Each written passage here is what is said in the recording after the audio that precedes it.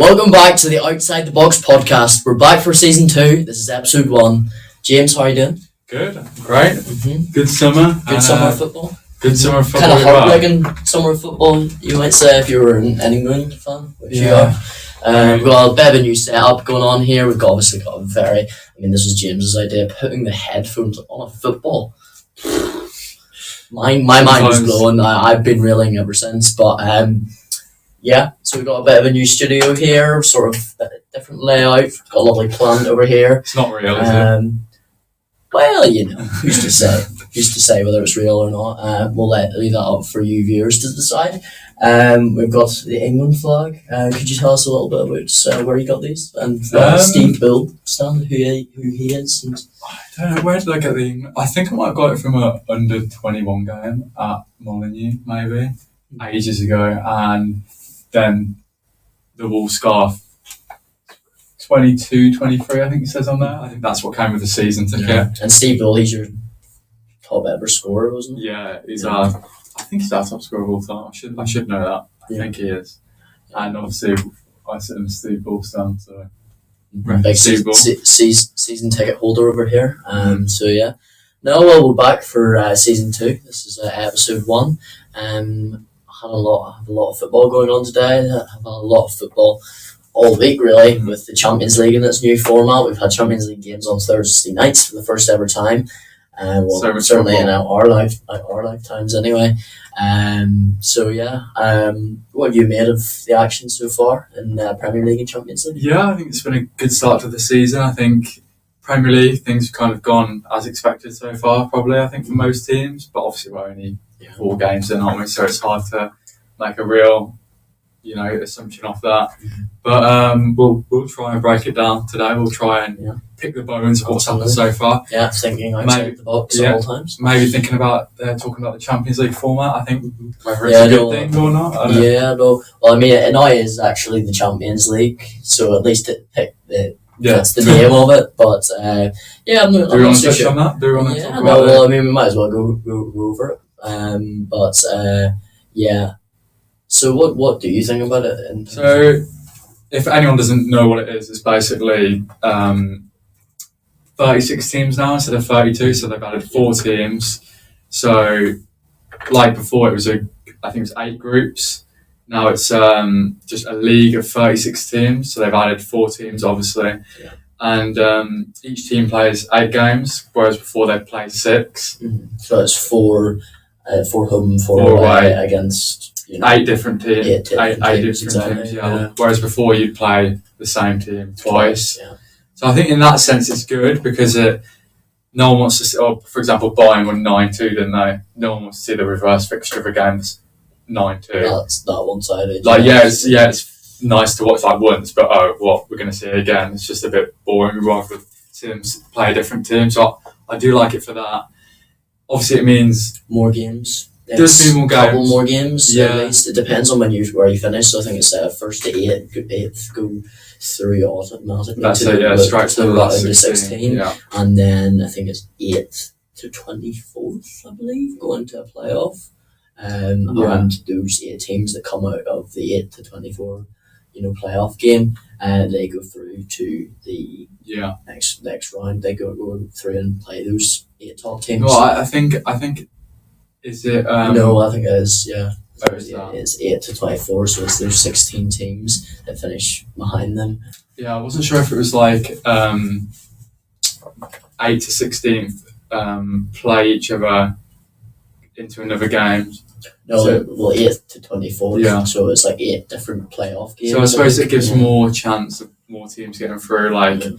And then I presume if you finish in certain places, you get Europa League, don't you? I'm not sure on the exact. No, I believe 24 to 36 are just automatically. Okay, and then the teams that get knocked out maybe go into the Europa League. No, I think they're just automatically. Okay, so there's no Champions League down to Europa League anymore. I don't think so. From what I interpreted the format video, I think they're just automatically out of that competition. That's the new Champions League format, and we've had a couple of games this week. Should we touch on the Premier League first, though? I think since we're on the Champions League, do you want to talk about what we've seen so far in the Champions League? Yeah, sure. So, That's it. let's just have a look at the fixtures we've had so far. Celtic won 5-1 against Slovan. Quite an impressive performance from them. They really showed a lot of intensity in that game. Yeah, Slovan. That's probably the yes, worst. the champions of Slovakian League. Yeah. I think it's their first game in the tournament ever. Yeah. In their history. So they scored a cracking goal actually, outside of the sort of like Truvella finish. Consolation goal though. Consolation, but I think it's still good for them to be in that competition and playing with. They're a team like you'd expect in the Europa League, but I suppose with the new format, for example. Yesterday, Thursday night Champions League game, which is strange, really, in itself. We had Brest versus Strumgraz. I think it was an Austrian team. So it's like I'm probably pronouncing their name wrong, but yeah, you'd think that's more a game you traditionally see in the Europa League. Maybe the season's gone by, but now more teams given a chance. But I think it's a good thing so far. I've liked it anyway. So we'll have to see what happened. So we had Villa as well, picking up their first victory in the Champions League. Young boys, 3-0. Very impressive performance from Unai Emery's team. Yeah. How do you think they'll do in that competition this year? They're a bit of an unknown quantity. Yeah, so I think they got buy-in at some point. I'm not exactly sure if that might be their next fixture, but I think they'll do all right. I think maybe it could jeopardise their league position because obviously they've got a good squad, more depth than teams like Wolves and stuff, but it's not got the depth of Man United, City, or maybe Man United, but perhaps Man United. We're talking like Arsenal, Liverpool. Yeah, I think they'll do well. And do you think they would prioritise that competition over the Premier League? I think if they had a good run in it, yeah, because it all depends on how they're doing in both competitions, doesn't it? When it gets to those knockout rounds, but I think they will make it to the knockout rounds. Villa, but we'll have to see. Yeah, no, I think they've certainly got an opportunity. I think with Unai Emery's experience, even if I know he's won 6 Europa Leagues or whatever, but I think his experience at European level will stand them in really good stead. Obviously, they made the semi-finals of the Conference League last year before they got knocked out.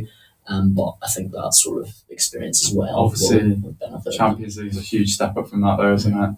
So they've brought in some quite good players. I mean, Isaac Maatsen's looking very good at left back. John Duran is sort of a player they didn't really utilise too much last year. He's looking fantastic. He is amazing. I think he almost went to West Ham this summer, and it's like if he doesn't start playing more games, you think some big team's going to pick him up because. It's a tricky one because he's not really going to start over Watkins because of what he's done for Villa. But he's a really, really good player. Almost every time he comes on, he scores. Impact player, but I think he's got to be probably looking at more than that. He's a young striker. He'll want to sort of be playing at a top team. Consistently rather than just coming off the bench. But it's hard because I think when you look at Villa, you've got Ollie Watkins, who's been just an absolute hero for them in the last couple of seasons. He's really been congruent to their rise through the Premier League and into the Champions League and so on.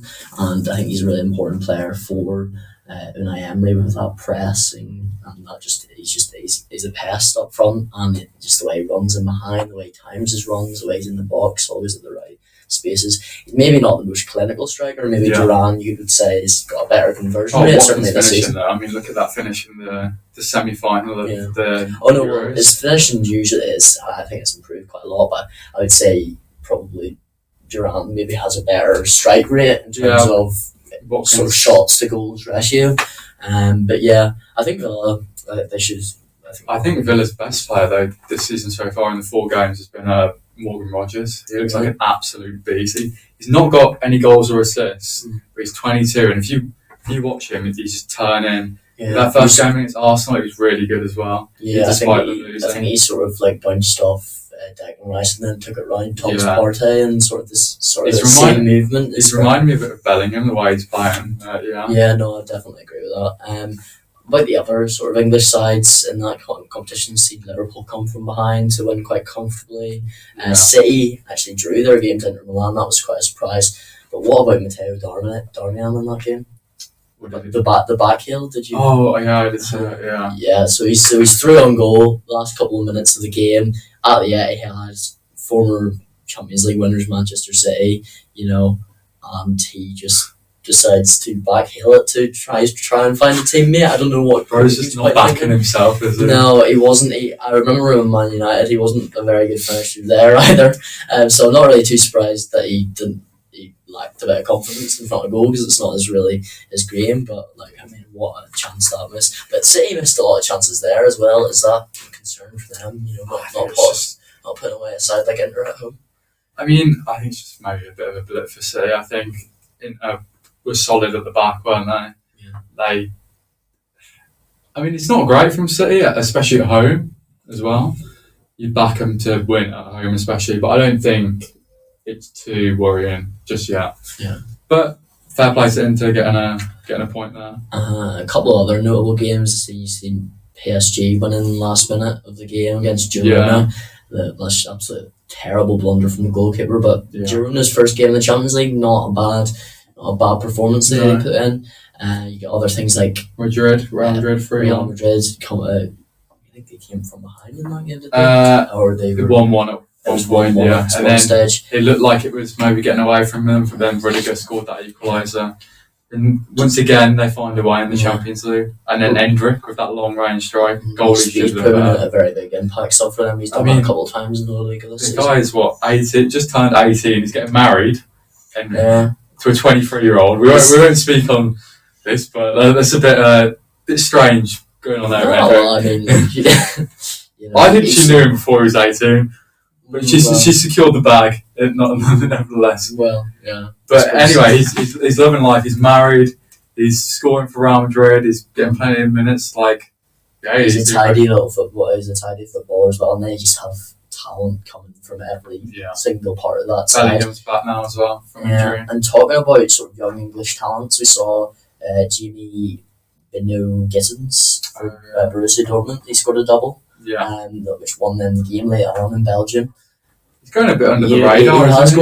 He looked very cool in front of goal, very sort of mazy, sort of dribbler. I guess you could draw comparisons to Bukayo Saka, maybe with that sort of languid style. But I think he's got potential. Came off the bench in that as well. And it's just another Borussia Dortmund sort of player, young player that they're developing. English as well. Sancho, Bellingham.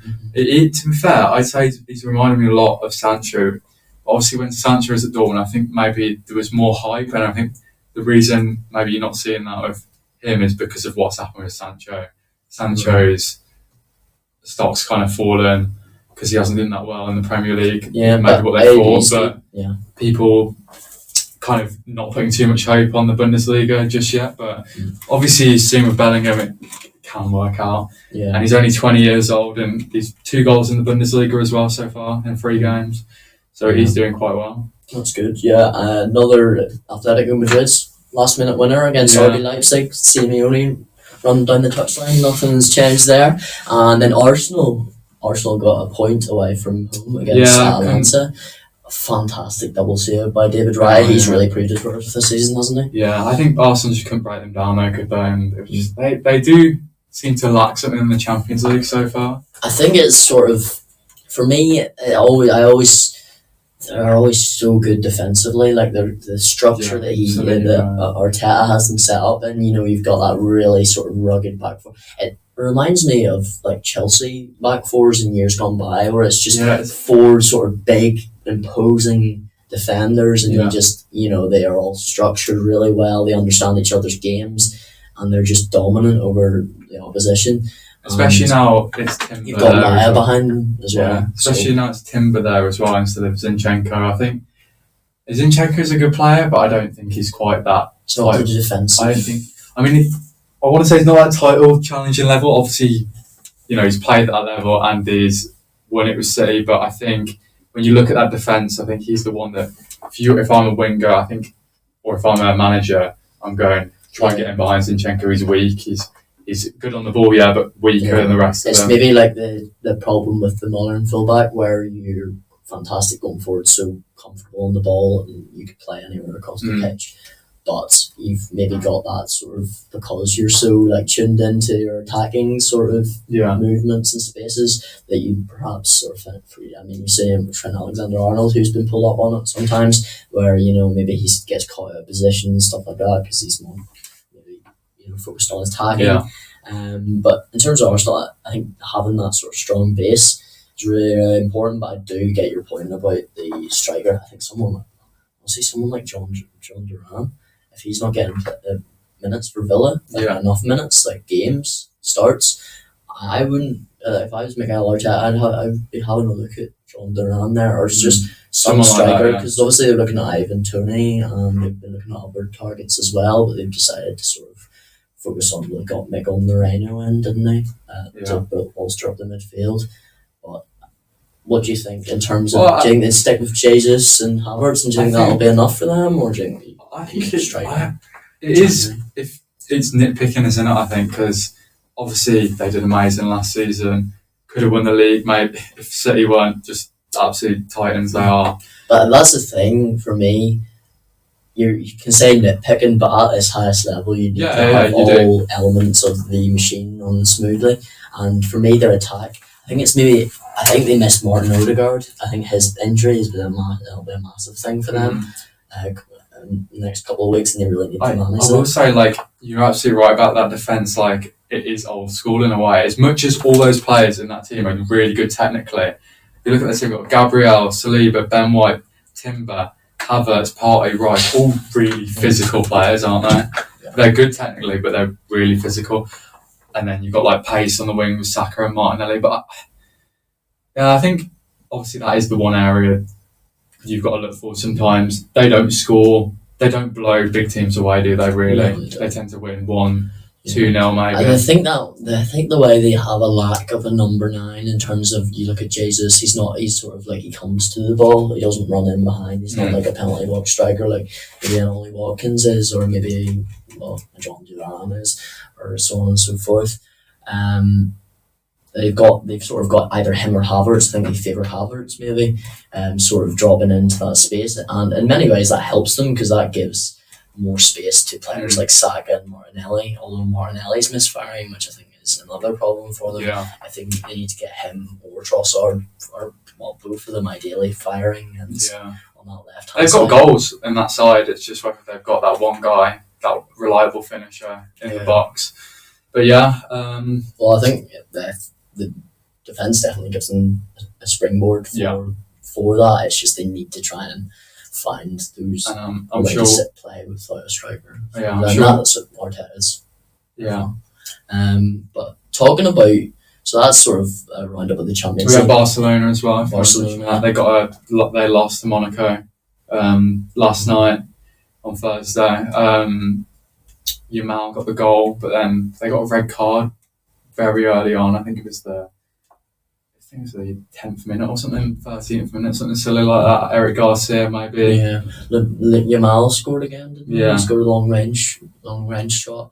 I know he's still developing a frightening rate, but I think with Barcelona it's a sort of a tricky one because you sort of fear that they're so far behind Real Madrid and La Liga that it's sort of hard to catch up. Well, their financial situation. They're top of La Liga at the moment. Obviously, it's early days. But like in terms of European and overall, in terms of where both sides are at, there is a gap there. Yeah, they have not been good in Europe for a while now. When I couldn't tell you the last time they were in the semi-final, maybe it was 2019, that Liverpool one. It's been years now since they were challenging at the highest level in Europe, and obviously they were in the Europa League, weren't they? They were.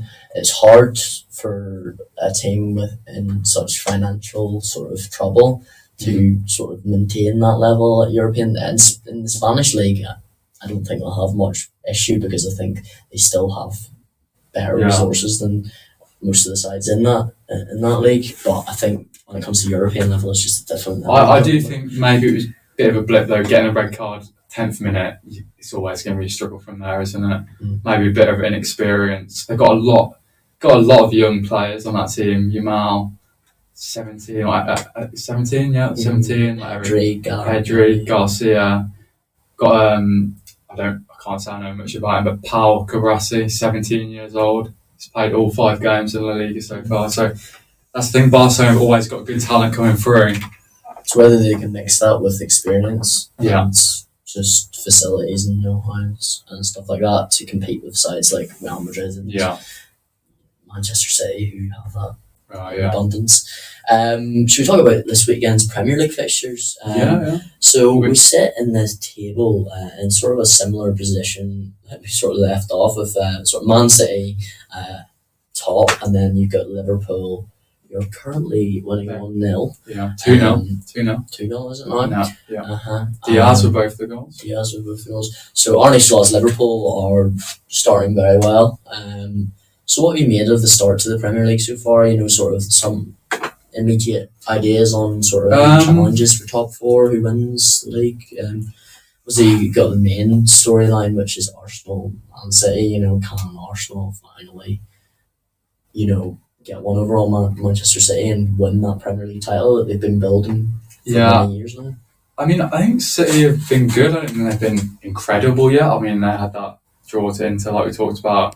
They beat Brentford 2-1, but still getting the job done and still very much favourites. It's really hard when you have someone like Erling Haaland, I think for a side like Arsenal, who maybe, they don't struggle for goals, Arsenal, but they could if they get injuries, to key players. I think you've sort of seen that with Mikel Merino and Martin Odegaard. That affects their creativity, as strong as they are in defence.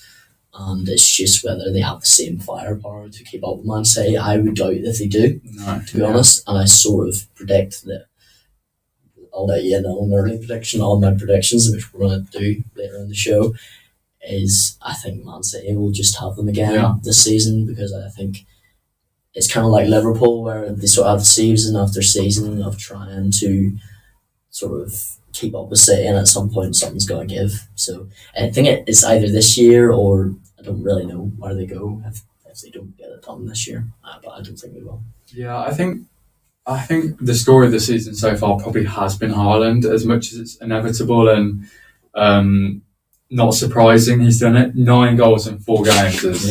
That's a record, I think. In the first 4 games of the season, I don't think any player scored 9 goals.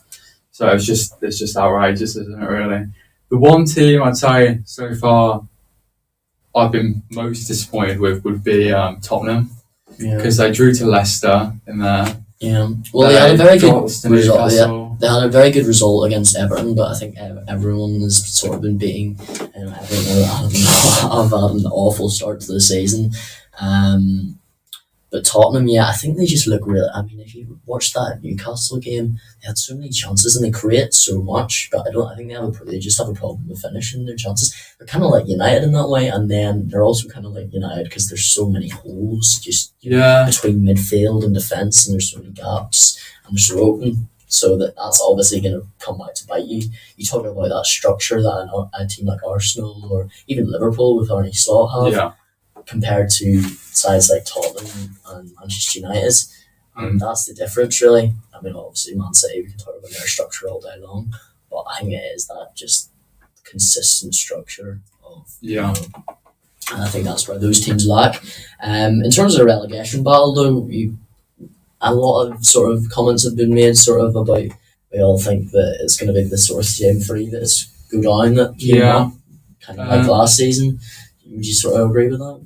I don't think it's going to be that far off. I think maybe 1 or 2 of the teams could slip into it, but I think it would be surprising if that happened, because it's just the way things are at the moment. I think there's definitely a lot of teams that are just established Premier League teams now that I can't really see going down, and it's really hard to break into that.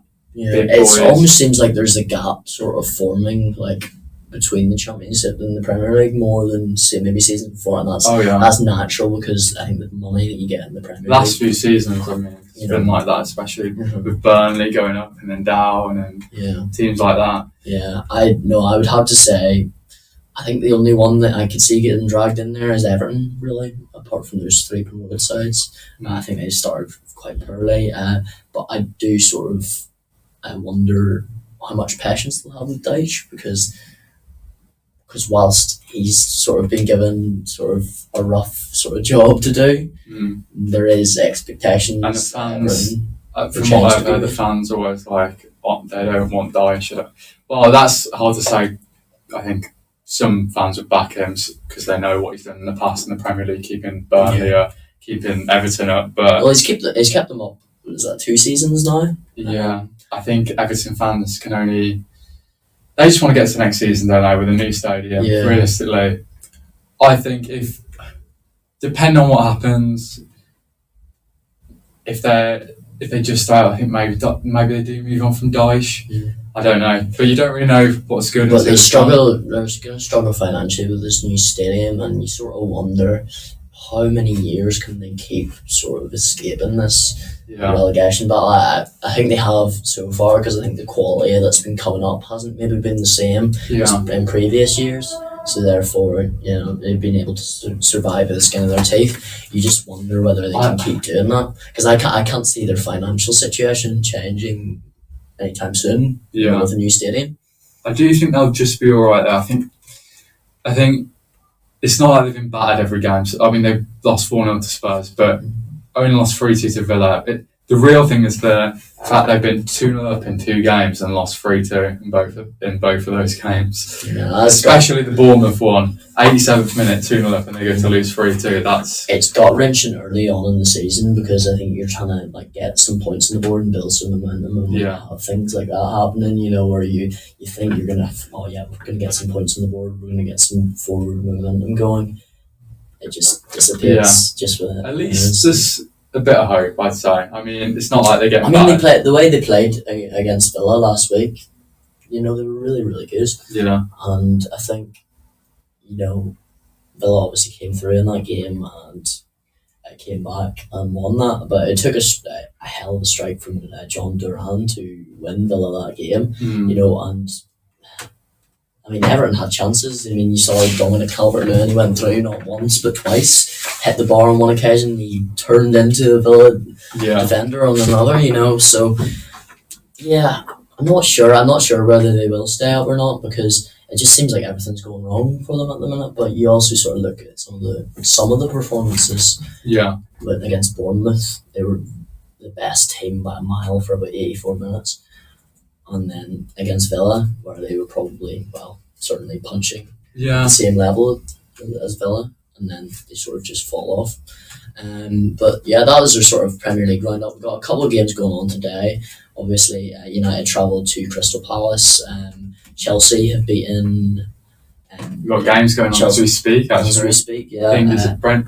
So Spurs. Wolves are beating Aston Villa 1-0. So happy James. Southampton are beating Ipswich.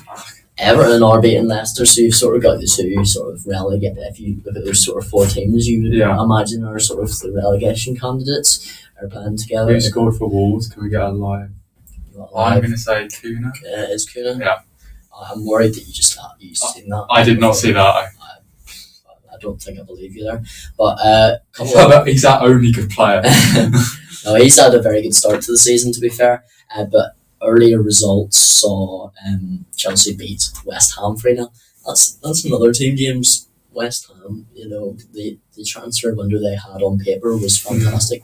They don't seem to be getting. I don't like them now because they've got Lopetegui, who didn't really treat Wolves that well. Maybe we didn't treat him well either, but he did not want to be it, basically. And then they've got Kilman, who I like Kilman, but we got 45 mil for him, so we'll take it. But they haven't been quite that good yet, have they? I'm still expecting a bit more from them going forward. I don't know. I want to see more from them. I think we will, but Chelsea look good so far. Chelsea look very good, or certainly in attack. I mean, defensively they look a wee bit shaky at times, and sort of midfield struggling to gel. But I think they've got a good front line of players. Cole Palmer, Jadon Sancho's come in there. He's got another assist today. I think hopefully he finds his feet there. I know he left United and Nicholas Jackson with 2 goals as well. Sancho, he left United and sort of not a ceremony. It wasn't very. I couldn't believe somewhat apathetic sort of manner. On both sides. I think it was a bit of a gone bad situation given what happened with Ten Hag, but he seems to be doing a bit better there. There was 2 transfers I didn't understand that Sancho transfer. I mean, it may work out and he may break himself into the team because players like Mudryk are just rubbish. Mudryk's not proven enough at all, despite being 100 million. Sancho could get in front of him. I think he has. Probably has now at the moment, yeah. Because you forget that Mudryk, I believe he was a Pochettino signing, or was he a Tuchel signing? I think he was a Pochettino signing. No, he was maybe a Graham Potter. See, this is many managers. This is the thing. There's too many managers, so it's quite hard to see. But he was a player bought in by a previous manager, so you'd say that Maresca probably fancies Sancho a bit more. I don't think it would be an outrageous claim to say Mudryk is possibly the worst Premier League transfer of all time. He cost 100 million. For value for money. Yeah, for value for money. Yeah. Well, a big game on this weekend, despite Arsenal. Crystal Palace, Manchester United, which is obviously the biggest game of the weekend. When Matata scores a hat-trick. Yeah. Please don't speak that into existence. Oh, Liverpool are 3-0 up now. Man City, Arsenal, early sort of title decider. That's like feels too early.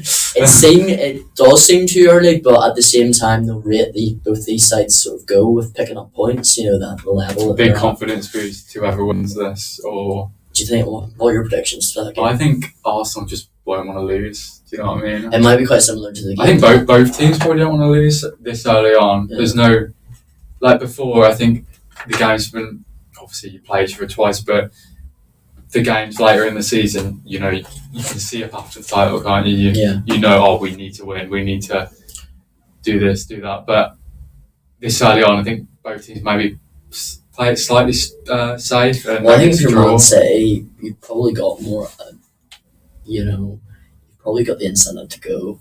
We're 2 points ahead of you already. Let's go for the throw. Let's go for the win. Let's put a 5 point. If any team's gonna go for it, it will be City. Yeah, I think Arsenal. I think they can get a draw out of this game. It'd be a good result. I think if City got a draw, they wouldn't be disappointed with it, but they wouldn't be as happy with it as Arsenal would. I don't think.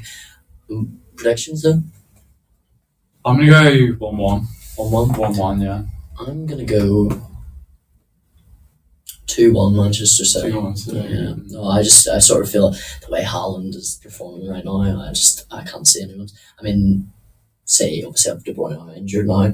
On Wednesday night against Inter, he went off. So he could be out again for quite a long time. In terms of that as an issue, he's had quite a long injury problem. Is it time for Man City to source? I know it seems crazy to say, given he is Kevin De Bruyne, and he's been one of the best midfielders. But does it come at a point? Manchester United have never been ruthless with players, but Man City have. In the last couple of years, and that's the difference. Man City know when to sell, they know when to get rid. They did it with Joey Cancelo, they did it with Alexander and Zinchenko. Alvarez. Yeah, Alvarez, exactly, and then they sort of replenished the squad. Is it time, given his injury sort of problems and his age now, he's sort of, I think he's 32, coming up, sort of, is it time for them to sort of... He does get injured quite a lot, doesn't he? Like, in terms of getting long-term injuries, he's had a few. I don't know, he's just so good. He is a game changer for them at times, isn't he? Yeah. So I don't think he's got that long left on his contract, and he was talking about other moves. So you're right, I don't think it would be that surprising if at the end of the season... Something City would maybe do, but it's just the fact that it's Kevin De Bruyne this time that you... No, I don't. I think maybe he will leave at the end of the season. I don't know where. I hope not Saudi, because I want to see De Bruyne playing for a top team. Yeah. But we'll have to see. I would agree with that. I think they've got plenty of other creative players. Gundogan's come back in. They've got Foden. They've got all sorts, and Haaland scoring. New signing as well. Savinho. He looks very much like Riyad Mahrez, doesn't he? They're so good at just selling at the right time and bringing in players like. Yeah.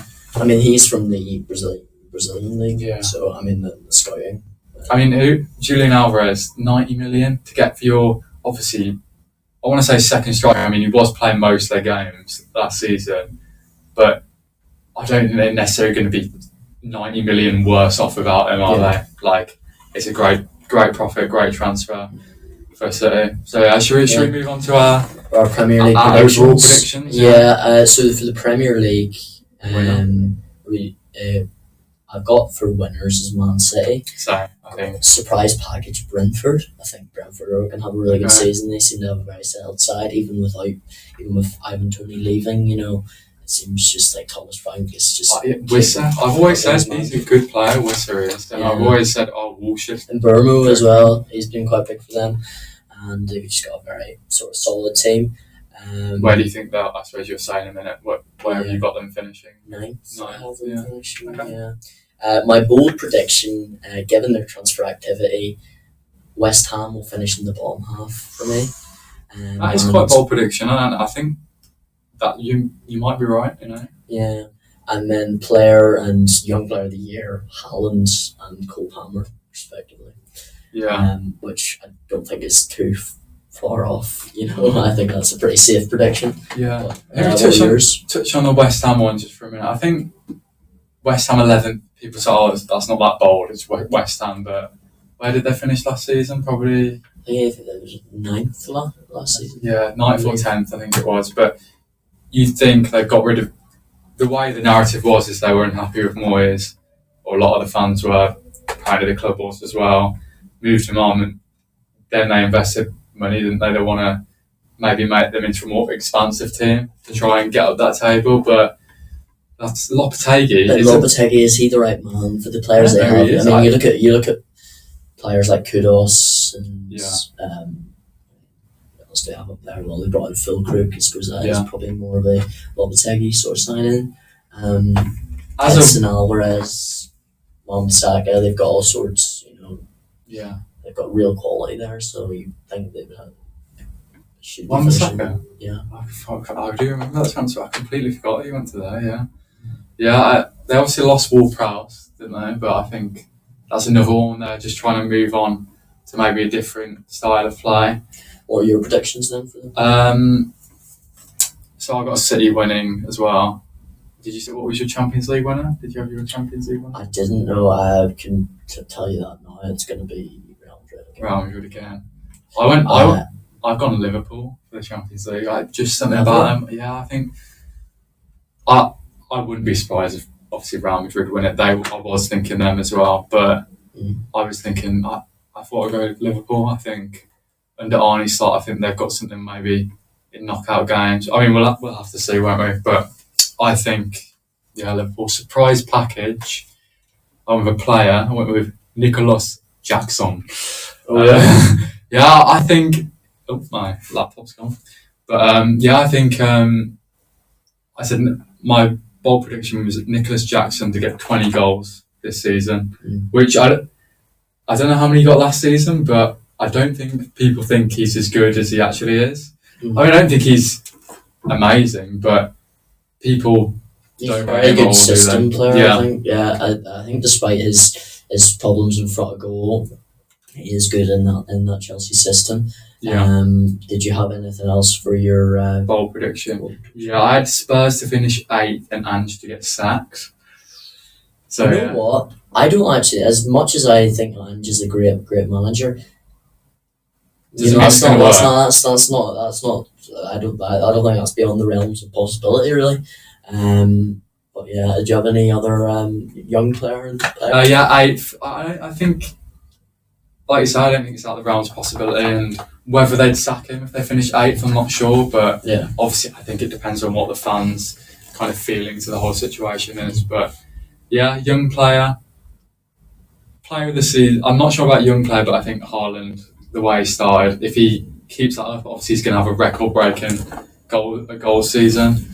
And yeah, you said Cole Palmer, did you?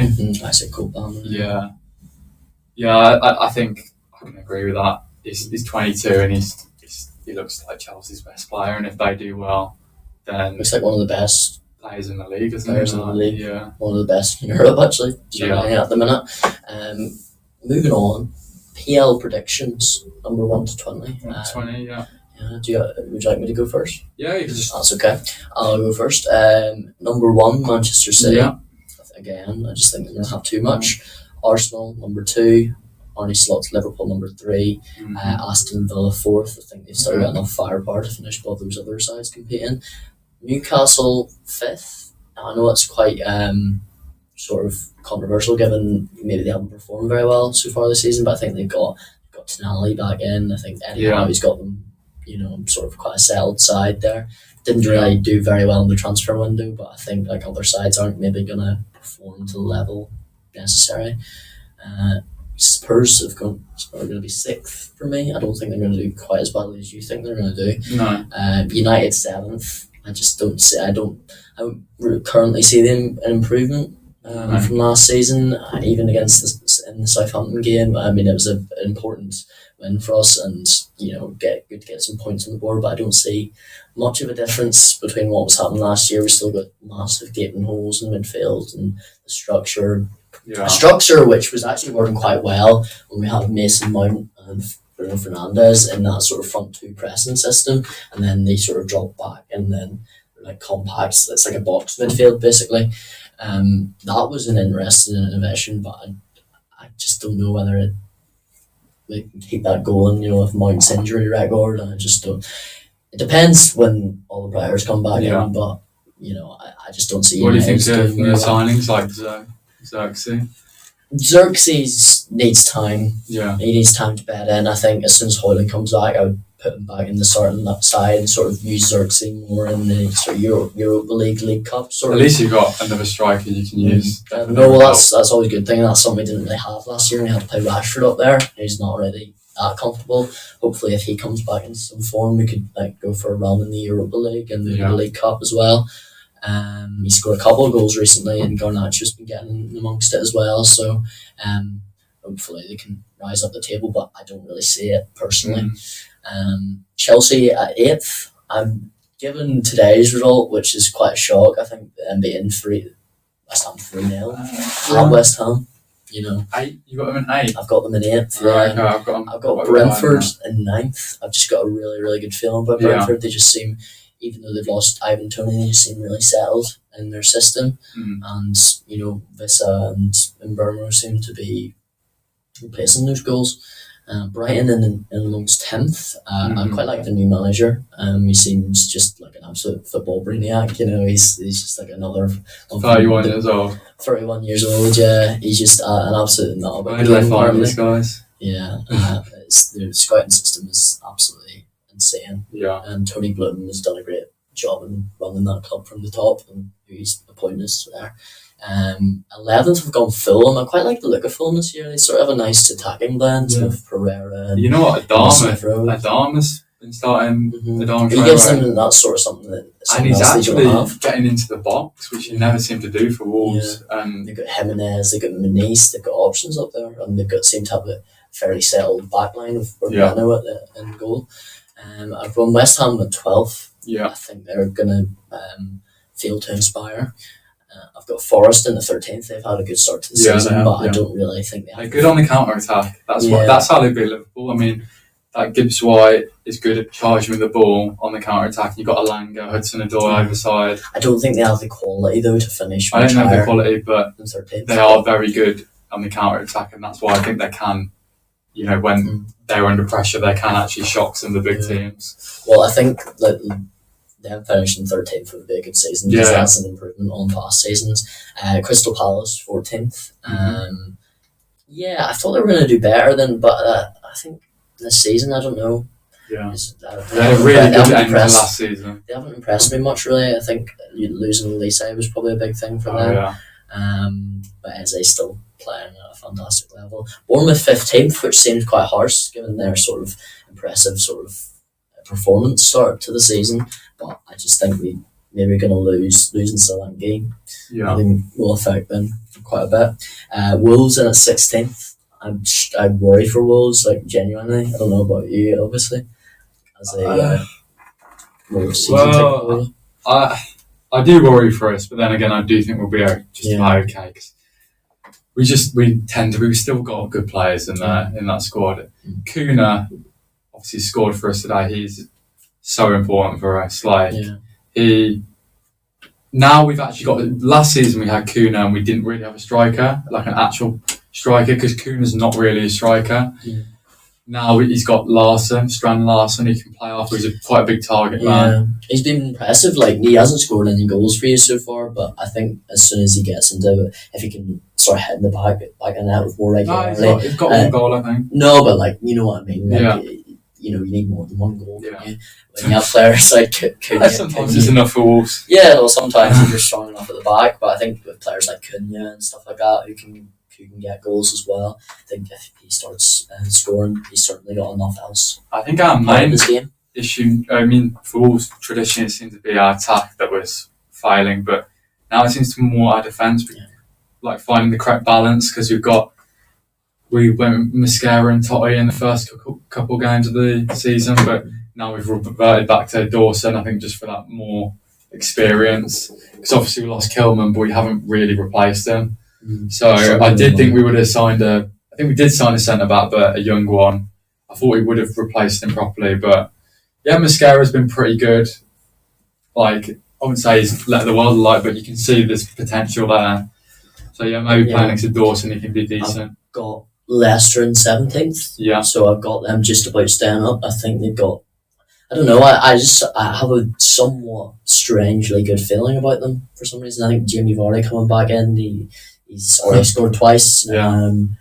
So I think they might just about stay up, to be honest. Yeah. I think Ipswich will finish in the bottom three, they're 18th, but they'll have a very Luton type season, I think, where they'll impress in certain games, but just not have enough firepower to get the job done. Yeah. Everton 19th, I think Everton are finally gonna. 19th. I think they're finally going to go down. I think the pressure of many years of sort of, and certainly by Everton standards, underperforming is going to cave in on them, I think, this season. So you think they're going to have that big? They'll probably get a points deduction. Yeah, potentially. They tend to always get that now. Yeah, and then Southampton at 20th. I don't think you really need to explain it. The way they were. I respect Russell Martin, the way he's trying to play. He's trying to play a nice sort of a nice brand of football. Playing out from the back. A certain style, but I just don't think he has the players. I'll have you know they are currently beating Ipswich 1-0 at half time. Yeah, well, that is Ipswich though, so I mean that is a relegation 6 points. I think currently at this stage of the season. What were your 1 to 20? So I've got City at the top, Arsenal second, just falling short, Liverpool third, like you, and then fourth I've actually gone for Chelsea. Really? I think they can, as much as they've not quite got all the right tools for the toolbox. They have got a lot of tools and a lot of good ones. So I do think they could get top four, and then fifth. Newcastle, I think you had from fifth, solid start to the season. They look solid. They've not got Europe, so they haven't really got that distraction that they had last season. Yeah. Sixth, Man United, I've gone, so a bit higher than what you said. Villa, I got in seventh. I think they'll have another good season, but not quite top four. I mean, I think it could be close between all these teams. And then eighth, I went for Spurs. Not been too impressed by them yet, so. And it's just a gut feeling. I don't think they're quite as good as the sides above them. Not that structure, like you said. Ninth, Brighton. I think they've been solid, good. 10th went Palace, which I think probably is a bit high given what we've seen so far, but I think they are pretty decent. So they have good quality in that side. 11th, West Ham. So I also went similar position. 12th, Fulham. Thought they look good as well. 13th, Bournemouth.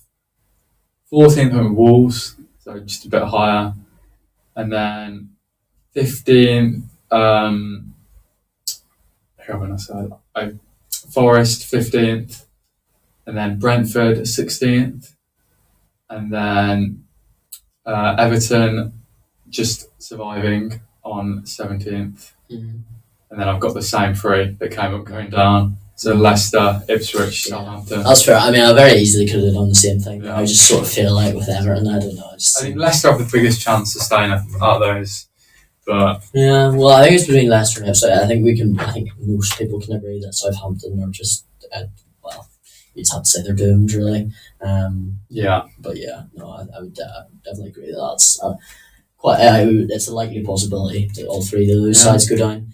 Shall we move on finally to our Quiz, our yeah. quiz? That does lead on So quite our nicely. quiz is for the three promoted sides. So James has done 5 questions for me Yeah. about Ipswich and Leicester City, and I have done 5 questions for him about Southampton. So Oh no, I've just done Ipswich, so we just focus on. But we know a lot about Leicester anyway. They've been in the Premier League, won the Premier League, so yeah, we get to know Ipswich and Southampton as they return for the Premier League.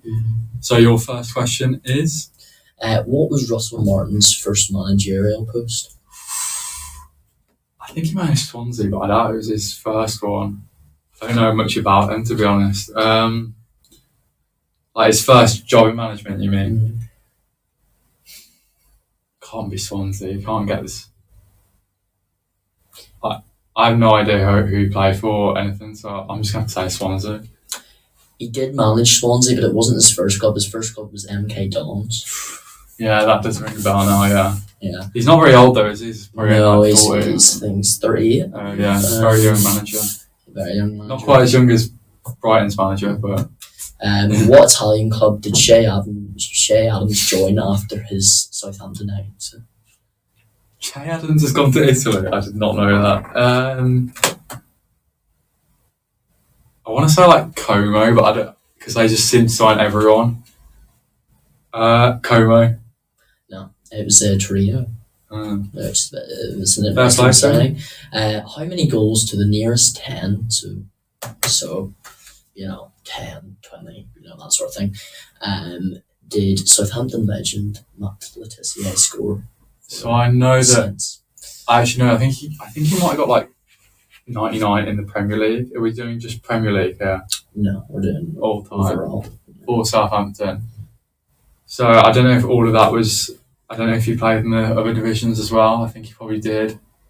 He was there for, I think, the whole of his career, and then he moved to non-league after. Oh, okay. So I think he got around 90 in the Premier League. So we'll go like the nearest 10. Did you say? Mm-hmm. We'll go like 130. You're not too far off, but it's 161. So that's it. I was on the right line, so I was on the right lines. But fair. Yeah. The questions don't get easier, James.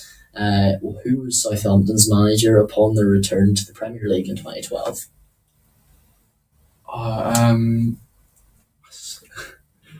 He had like grey hair and specs. Yeah, you're on the right lines. Was his name Nigel? Nigel Atkins. You have got very impressed. Fair play. I didn't think you were going to get that one, to be honest. I do remember, yeah. That's a very niche Barclays bit of trivia there. He's a Barclays man. That's a Barclays man right there. Southampton were relegated on the 13th of May 2023. Who did they lose their last game to? What question is this? It's the 5th question. 5th question. So you've got 1 sorry, out of 4 so far. Oh god. Say again, sorry. Southampton were relegated on the 13th of May 2023. Who did they lose their last game to? Liverpool? Is that your final answer? Yeah. It's Fulham. How am I going to know that? So that is 1 out of 5, James. Which isn't, like, to be fair, I think there's hard questions. That's hard questions. When you see my questions, they're so much easier. You can't blame me. You just have to make the questions a wee bit harder. I should have, yeah. Ipswich won promotion last season, but in which position did they finish? Wait, who won? They won promotion last season. Which position did they finish in the championship? Second. Correct. Yeah, I know because I remember Leicester nearly choked the league and then eventually did go through. Ipswich suffered the Premier League's biggest defeat, but what was the score and who did they play against? 9-0 against Manchester United. I think Andy Cole scored 5, maybe? Jesus. Potentially 5, yeah. Well, United won 9-0 again since then, haven't they? Against Southampton. Leicester as well. No, it was Southampton. It was Leicester that did it to Southampton. Oh my god, Southampton. Yeah. This season marks the first time Ipswich have played in the Premier League in how many years? In the last 22 years. Yeah. Yeah. Oh my god. Yeah, 2002. I remember looking that up. I think you're gonna get all these right. Mm. Which celebrity owns a 1.4% stake in the club? Ed Sheeran. Yeah. Yeah, that's pretty That's pretty obvious, basic. isn't it? Like, you know, I'm a big Ed Sheeran fan as well. Obviously. Did you see that video on the canal? No, seen I this in didn't a see video? that. No, what was that? I think it's probably like publicity stunt, but he was on like a canal boat, and then this woman ran past, like just jogging. And he was like, "Oh, request a song." She was like, Tenerife, and then he just played it on. All right, Played it on the canal. that's nice. There you go. Nice wholesome moment from the 1.4% Ipswich owner. Yeah, he doesn't do anything else, of course. He's just yeah. They're actually sponsored by. The as well, divide, so, yeah. the divide. And your final question is, what is Ipswich's nickname? The Tractor Boys. Yeah. So that was apparently coined during the brief period in the Premier League from 2000 to 2002, when they regularly competed against more fashionable clubs, and it was a self-deprecating joke upon their agricultural heritage. Oh, right, that's nice. So, So that's 5 out of 5, is it? Yeah. Yeah. Fair play, Well, fair play. I think before we end the podcast, maybe we should touch on what I said there, Barclays Man. Have you seen that on the social? Please, man. Yeah, so have you seen it on social media? No, A lot of people are kind of having this nostalgia for, you know, when the Premier League was sponsored by Barclays. I think it was between it tends to be like 2004 to 2016. I think that's when it ended. So people are kind of looking at players like, you know, not players that are well known. Like Lampard doesn't kind of obviously is a Barclays man, but everyone knows he's a great player. It's players like Michu, Yakubu, players that Michu is so fantastic. So you got a Barclays man for United? Who For United? Yeah, who makes you think Barclays man? Back, probably we're thinking like 2004 to like 2011, 12. I'm thinking like Berbatov. I'm thinking. What do you want to do one for Wolves? Yeah, I tell you what, you can give me yours for Man United. I'll give you mine for Wolves. Got a very niche one for Wolves. When I'm thinking like that period for Man United, I'm thinking about Berbatov, and I'm thinking about the Fabio and Raphael twins. Yeah. They're screaming. I would think of Nani or Jason Park, you know, those sort of players. For Wolves, I actually think of Kevin Doyle. Yeah, Kevin Doyle back in the day. He was decent. I want to say decent. He was okay. But for us, he was like. And we had Stephen Fletcher. Stephen Fletcher. I actually call my cat Fletcher after Stephen Fletcher, which is quite sad. Who's Benji named after? No players. Benji is James's dog for anything. Should have called him Ruben, shouldn't I? Ruben. Since he was playing for us at the time. Oh yeah, Ruben Neves. Yeah. No, you can call him Stranded. What's his Strands? Big boy. They'd have to be a bigger dog for that. Yeah, it would have to be. It would probably be called Mateus Cunha or João Gomez now. But yeah, no, well, that's our Barclays men as well. That's a bit of an impromptu section from James. But I suppose we could make that into I mean, a lot of people have been talking about it. Yeah. So, we always love a bit of nostalgia here on the Outside the Box podcast, so I think that'll be very much welcome to our viewers as well. Yeah. But thank you very much for listening and watching, depending on where you're watching this, whether it's YouTube or Spotify. We are on both platforms, and that was episode 1 of the Outside the Box podcast. Thank you very much, James. Thank you guys. Bye-bye.